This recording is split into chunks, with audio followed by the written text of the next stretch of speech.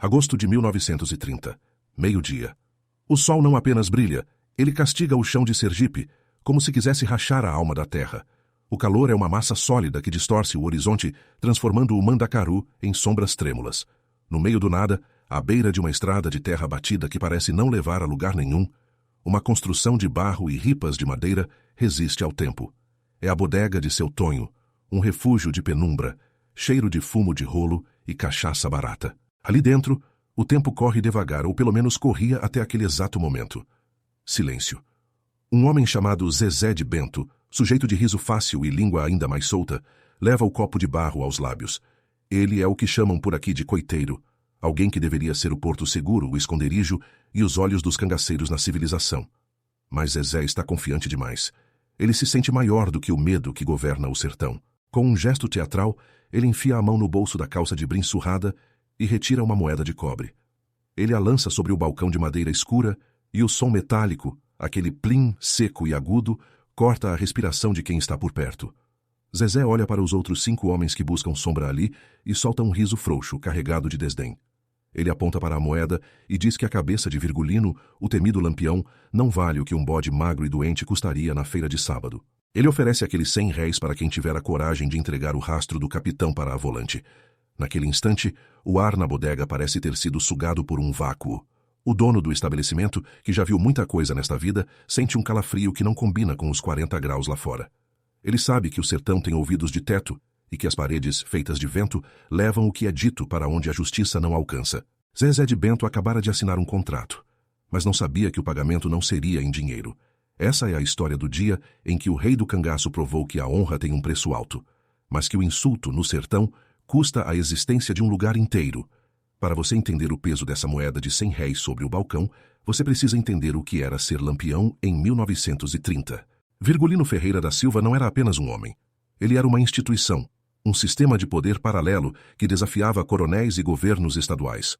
No sertão daquela época, a palavra valia muito mais do que qualquer papel assinado em cartório. O respeito era a única moeda que não sofria inflação, e a reputação era o escudo mais forte de um cangaceiro.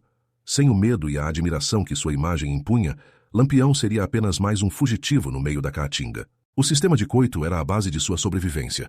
O coiteiro era o braço direito invisível, o homem que fornecia comida, munição e, acima de tudo, informações sobre os movimentos das tropas do governo, as famigeradas volantes. Em troca, recebiam proteção e dinheiro. Era um pacto de sangue e silêncio. Quando Zezé de Bento, um homem de confiança, quebra esse código por um valor irrisório, ele não está apenas cometendo uma traição. Ele está desvalorizando a lenda. Ele está dizendo ao mundo que o mito de Lampião é barato, que a aura de terror que o capitão levou anos para construir pode ser comprada por um trocado que mal paga um maço de cigarros. Lampião, nesse cenário, surge não como o guerreiro impulsivo que sai atirando em tudo o que vê pela frente.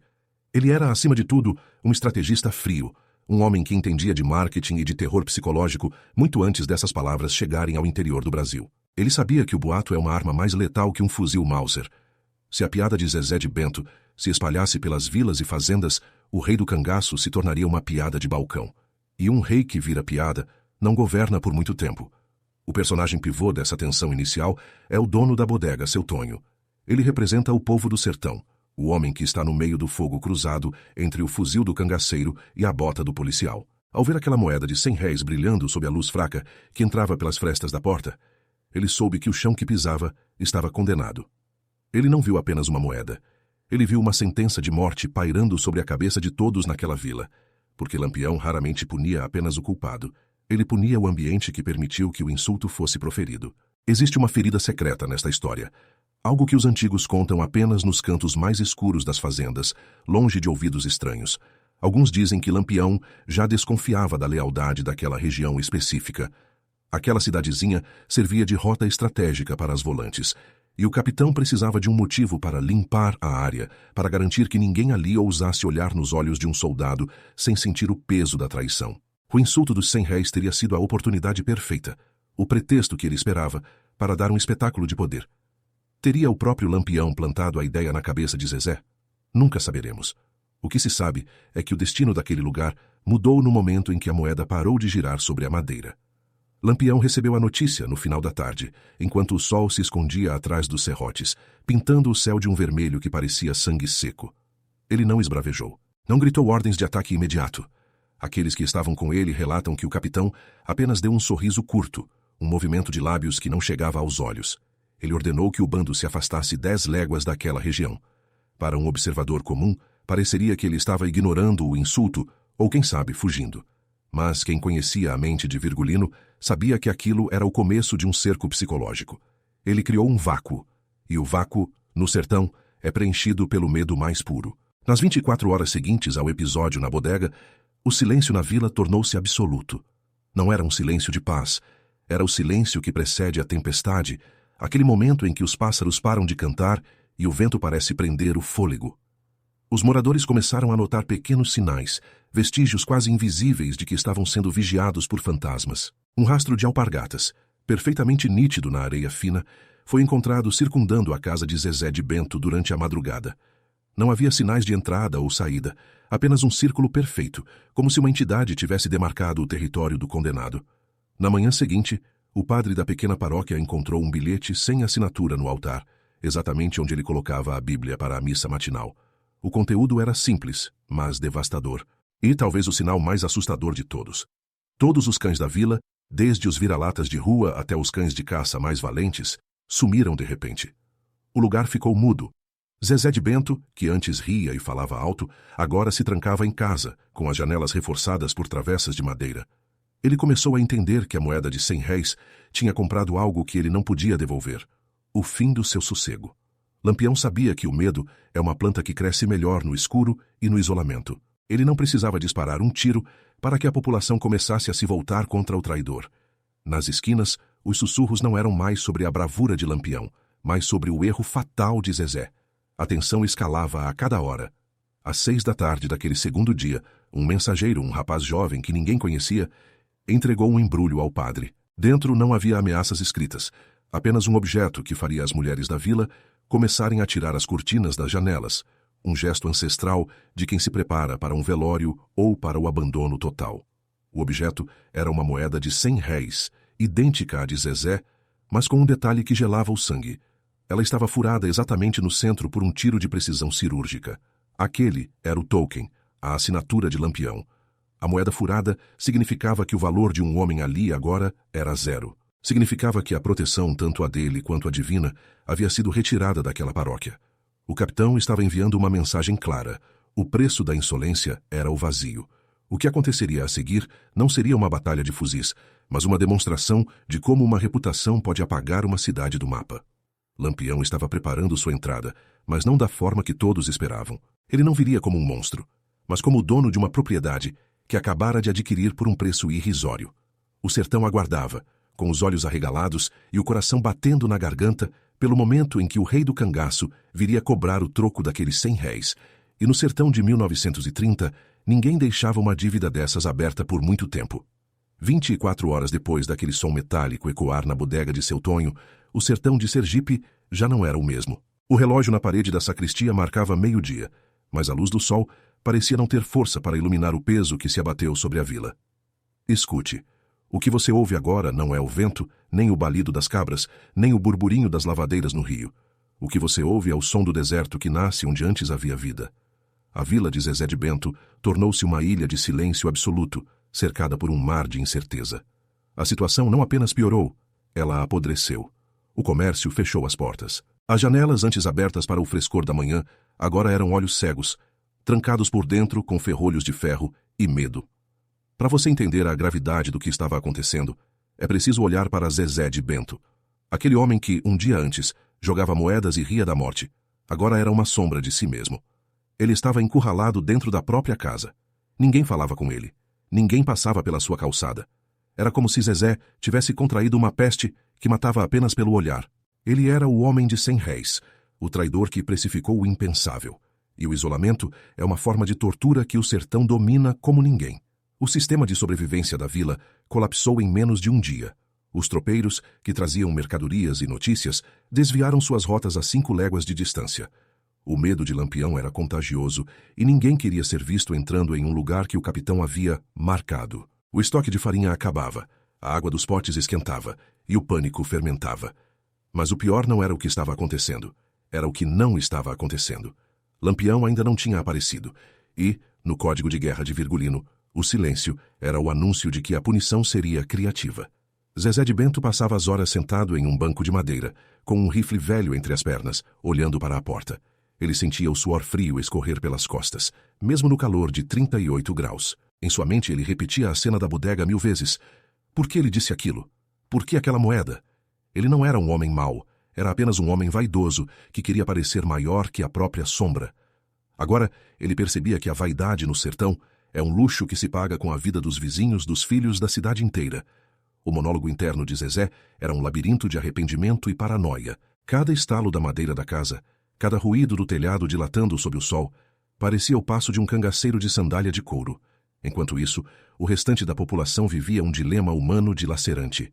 O amor ao próximo, tão pregado pelo padre na missa de domingo, evaporou diante do instinto de conservação. As famílias começaram a se perguntar: por que devemos sofrer por causa de um falastrão? O ódio por Zezé de Bento crescia mais rápido que o medo de Lampião. Se o capitão queria dividir para governar, ele já tinha vencido sem disparar um único tiro. A vila estava se canibalizando psicologicamente. Mas tinha um problema. Algo que ninguém conseguia explicar. A moeda furada, que o mensageiro deixara com o padre, fora pendurada na porta principal da igreja. Ninguém ousava tocá-la. Ela balançava levemente com a brisa, emitindo um tilintar quase imperceptível que parecia um sino de agonia. Para o sertanejo, aquele objeto deixou de ser dinheiro. Tornou-se um amuleto de maldição. Diziam que quem olhasse diretamente para o furo da moeda veria o próprio destino sendo selado. Foi então que, na segunda noite após o insulto, algo mudou. O ar ficou subitamente frio, uma anomalia climática que fez os velhos cruzarem os braços sobre o peito. Exatamente à meia-noite, um som rítmico começou a ecoar pela rua principal.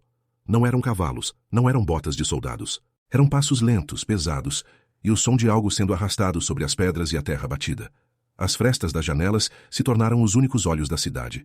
O que os moradores viram foi uma cena que desafiava a lógica. 4 homens, vestidos inteiramente de preto, com chapéus de couro cujas abas escondiam os rostos, atravessavam a rua principal. Eles carregavam sobre os ombros um caixão de madeira escura, sem adornos, sem flores, sem velas. O silêncio era tão profundo que se podia ouvir a respiração ofegante dos carregadores. Eles caminhavam com uma precisão militar, sem olhar para os lados. O caixão parecia pesado, exigindo esforço físico real. O mistério que gelou o sangue de todos foi um só. Ninguém havia morrido na cidade naquele dia. Ninguém estava doente a ponto de partir. Então, para quem era aquele caixão? Ou pior ainda, o que havia dentro dele?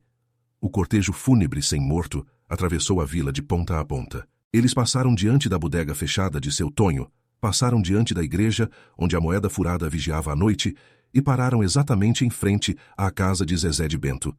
Zezé, do lado de dentro, sentiu o cheiro de madeira nova e resina que emanava do caixão. Ele viu, através do buraco da fechadura, os 4 vultos parados em seu portal. Seu coração batia tão forte que ele achou que as costelas iriam quebrar. Ele esperava o estouro da porta, o grito de guerra, o brilho do punhal. Mas os homens não fizeram nada disso. Eles apenas pousaram o caixão suavemente no chão, bem na entrada da casa, e se retiraram na mesma marcha lenta com que chegaram. Em menos de 5 minutos, a rua estava vazia novamente. Apenas o caixão permanecia ali, sob a luz pálida da lua, como uma promessa deitada à espera de ser cumprida. A nova informação que mudou tudo veio ao amanhecer. O padre, tomado por uma coragem que nem ele sabia que possuía, aproximou-se do caixão. O povo, aos poucos, saiu às calçadas mantendo uma distância segura. Com as mãos trêmulas, o sacerdote tocou a tampa da madeira. Não estava pregada. Ele a deslizou lentamente. O que havia lá dentro não era um corpo. Dentro do caixão, forrado com palha seca, havia centenas, talvez milhares de moedas de 100 réis. E todas elas, sem exceção, estavam furadas. No centro daquela montanha de cobre, repousava um bilhete escrito com uma caligrafia firme, quase elegante. O pagamento pela cidade está feito. Agora, eu sou o dono de cada telha, de cada bicho e de cada alma. Eu decido quando o sol nasce e quando a vida acaba. Não me procurem, pois eu já estou aqui. O impacto emocional dessa descoberta foi devastador. Lampião não queria apenas matar Zezé de Bento, ele queria possuir a vila. Ele havia transformado um insulto financeiro em uma transação imobiliária de terror. Ao dizer que comprou a cidade com o valor do próprio insulto, ele retirou a autonomia de cada habitante. Eles não eram mais cidadãos de Sergipe, eram súditos involuntários de um rei nômade. A partir desse momento, a virada foi total. O medo individual de morrer transformou-se em uma angústia coletiva de pertencer ao inferno. As pessoas começaram a se olhar e perceberam que não havia mais lei, não havia mais governo, não havia mais proteção. Se Lampião era o dono, ele podia exigir o que quisesse, a hora que quisesse. E a presença daquelas moedas furadas era o lembrete constante de que o valor de todos ali tinha sido reduzido a nada. Zezé de Bento, ao ver o conteúdo do caixão, não aguentou. Dizem que ele soltou um grito que foi ouvido até nas fazendas vizinhas, um grito de quem perdeu a razão. Ele percebeu que sua brincadeira de balcão tinha criado um monstro que não comia carne, mas que devorava o futuro de um povo inteiro.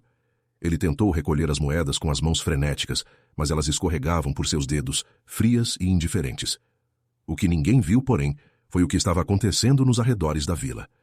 Enquanto os moradores se amontoavam ao redor do caixão, as colinas de Caatinga ao redor começaram a pulsar. Pequenos reflexos de sol em espelhos de sinalização eram trocados entre os morros. Lampião não estava apenas assistindo de longe, ele estava regendo a orquestra do pânico.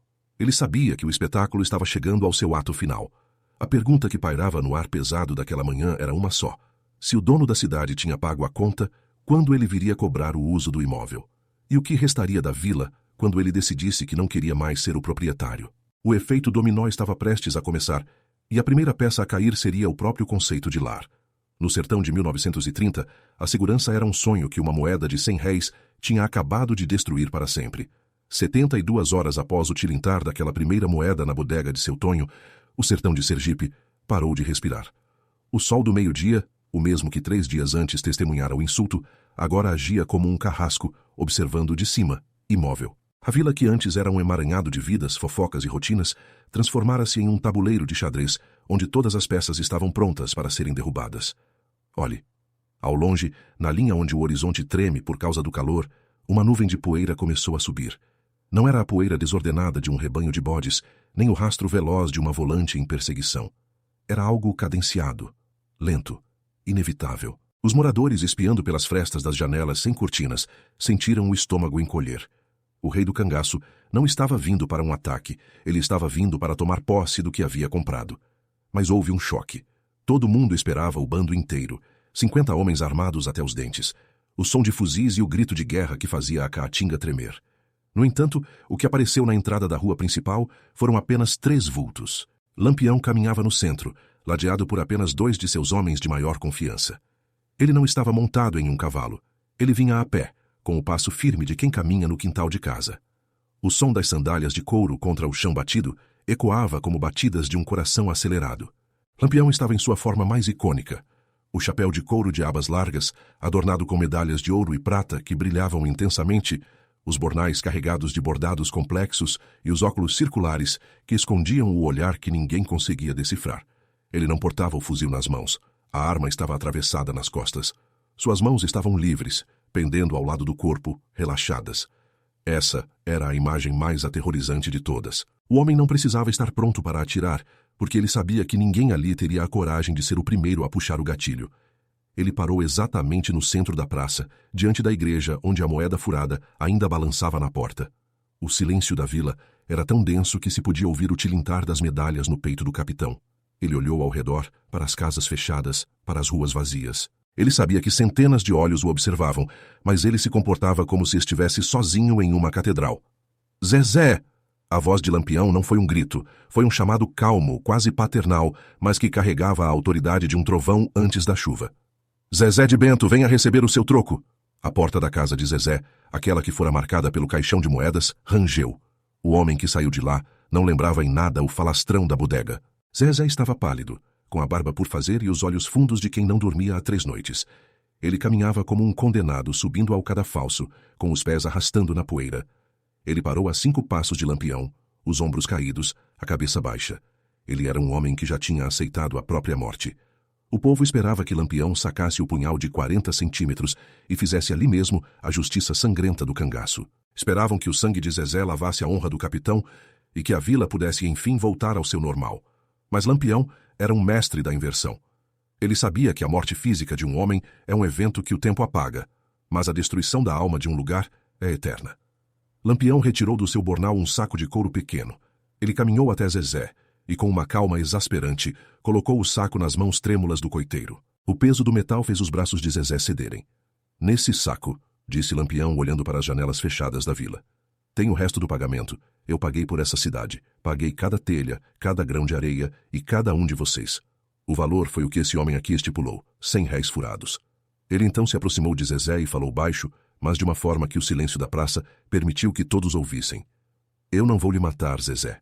Um homem que vale 100 réis furados não merece o aço do meu punhal, que custou muito mais caro. Eu lhe dou a vida, mas eu lhe tiro o chão. A partir de hoje, essa cidade é minha, e eu decidi que não quero ninguém morando no que é meu. Eu não vou queimar nada. Eu não vou roubar nada. Eu vou apenas deixar de existir para vocês. Lampião deu as costas e começou a caminhar para fora da vila. Antes de sumir na primeira curva da estrada, ele parou e deu uma última ordem aos seus homens, alta o suficiente para todos ouvirem. Quem estiver aqui quando o sol se pôr depois de amanhã, estará vivendo de favor na terra de Lampião, e eu cobro caro de quem mora de favor. O que aconteceu nas 72 horas seguintes foi um efeito dominó implacável que nenhum historiador conseguiu explicar apenas pela lógica. Não houve um ataque. Não houve um único tiro. Mas o medo que Lampião plantara com aquelas moedas furadas e aquele perdão sombrio foi mais eficiente que uma divisão de artilharia. As famílias começaram a carregar o que podiam em lombo de burro. O padre foi o primeiro a retirar os santos da igreja e fechar o sacrário. O dono da bodega, seu Tonho, carregou suas garrafas e partiu sem olhar para trás. O pavor não era do que Lampião tinha feito, mas do que o dono faria no dia seguinte ou no próximo mês. A incerteza é o combustível do êxodo. A cidade tornou-se um lugar amaldiçoado por um contrato de posse que ninguém sabia como quebrar. Se Lampião era o dono, a lei do Estado não valia ali. Se ele era o dono, a proteção de Deus tinha sido negociada por 100 réis. Zezé de Bento foi deixado para trás. Ele ficou sentado na praça com o saco de moedas furadas no colo, vendo seus vizinhos partirem um a um. Ninguém se despediu dele. Ninguém lhe ofereceu lugar na carroça. Ele tornou-se o zelador de uma carcaça. 6 meses depois, aquela vila em Sergipe era apenas um conjunto de paredes de barro habitadas por calangos e assombradas pelo vento que assobiava nas janelas abertas. As casas apodreceram, os telhados desabaram e o mato tomou conta das ruas. A história de Zezé de Bento e seus 100 réis virou o exemplo máximo de que mexer com a imagem do capitão era apagar o próprio nome do mapa. Lampião provou que sua reputação não tinha preço e que um insulto podia transformar uma comunidade vibrante em um deserto de lembranças. Zezé de Bento desapareceu na poeira da história. Alguns dizem que ele enlouqueceu e morreu de fome dentro da própria casa, abraçado ao saco de moedas furadas. Outros dizem que ele vaga até hoje pelos sertões, tentando gastar 100 réis que ninguém aceita. A verdade é que no Código do Sertão, quem tenta colocar preço na vida alheia acaba descobrindo que a própria existência não vale um tostão furado quando a honra entra na balança. Hoje, se você passar por aquelas bandas, encontrará apenas ruínas cobertas pela caatinga. O lugar não tem mais nome nos mapas modernos. É apenas a vila que Lampião comprou. Um monumento silencioso ao poder da palavra e ao perigo da vaidade. A moeda de 100 réis, aquela que Zezé lançou no balcão, tornou-se o símbolo de uma lição que o sertanejo nunca esqueceu. O respeito é a única coisa que você não pode comprar, mas é a primeira coisa que você perde quando tenta vender a alma de um herói ou de um vilão. No fim das contas, Lampião não destruiu a cidade com fogo. Ele a destruiu com o espelho da verdade. Ele mostrou aos moradores que a lealdade deles era tão barata quanto a moeda de Zezé. E a vergonha disso foi o que realmente os expulsou de casa. Se você soubesse que sua cidade foi comprada pelo medo e que seu valor para o dono era de apenas 100 réis, você teria coragem de ficar para ver o contrato ser cumprido ou fugiria com a roupa do corpo antes do próximo pôr do sol? A história de Lampião e do coiteiro falastrão é um lembrete de que, em terra de gigantes, quem tenta ser grande diminuindo os outros acaba sendo devorado pelo próprio silêncio que ajudou a criar. Se você gosta dessas histórias de estratégia, honra e os bastidores sombrios do nosso sertão, não esqueça de se inscrever aqui no canal e ativar as notificações.